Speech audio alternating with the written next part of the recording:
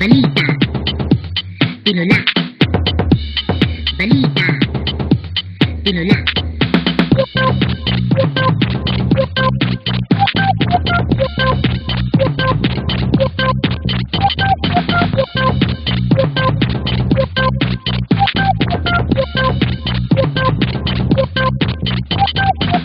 Malamang kilala niyo na ang pares na Maymay Palaboy.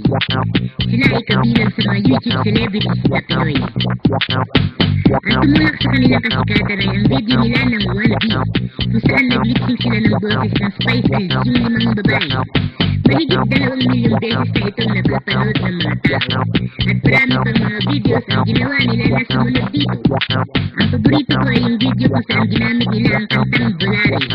Mapapansin niyo sa likod nilang dalawa na may kumikending na ali. Maymay Palaboy, sik-sik, ulit astig warasik. Maymay Palaboy, sik-sik, ulit astig warasik. Maymay Palaboy, sik-sik, ulit astig warasik. Maymay Palaboy, sik-sik, ulit astig warasik. Sa mga hindi pa nakakaalam, napasok na rin nila ang mundo ng TV. Lumabas sila sa Bubblegum at sa Campus Crushes ng MTV. Itong magkapatid na ito ay unti-unting sumisikat na. Hindi natin alam, baka makita na rin natin sila sa isang pelikula. Angat na angat ang kanilang talento sa pagpapatawa. Taktisado ang mga galaw at makukulit ang kanilang mukha.